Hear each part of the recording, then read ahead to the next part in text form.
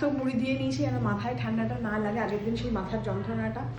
আর একটা কি এত ঠান্ডা পড়েছে, আর আমাদের তো ওপরে দেখেছো যে ওই তোমার ওই চ্যানেল করা জানলা, তো আমরা না রাতের বেলা দুখানা কম্বল গায়ে দিয়ে শুচ্ছি, তাতেও আমাদের শীত করছে।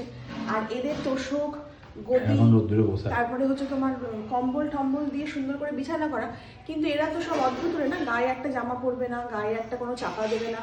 এবার না দেখি কি রাতের বেলা না কাঁপে, বুঝেছো তো, মানে দরজা জানলা সমস্ত বন্ধ, তাও একটা তো শীত তো করে।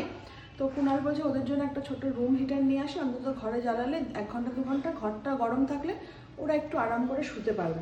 তো দেখি এখন যাই, যদি এখানে পাই তাহলে একটা তোমাদের জন্য সব অর্ডারের জিনিসগুলো সোনার সুতো সব কুরিয়ার করতে যাবো, আর একটা যদি পাই একটা রুম হিটার নিয়ে আসবো 4 কন্যার জন্য।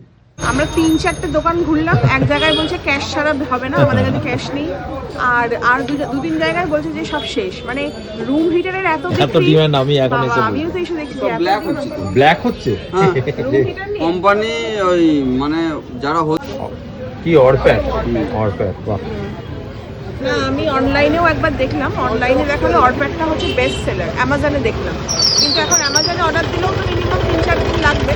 ঠিক আছে, তাহলে এটাই নাও, এটাই নিয়ে নেওয়াটাই ভালো। 1 বছর বলছে রুম হিটার নিয়ে ব্ল্যাক চলছে, তবে আমি ভাবছি কলকাতা থেকে নিয়ে আসি, দিয়ে আমি একটা আরো দাম দেবে। দিয়ে একটা লুঙ্গি পরে বসে রুম হিটার বলে বেশি, বুঝলি তো।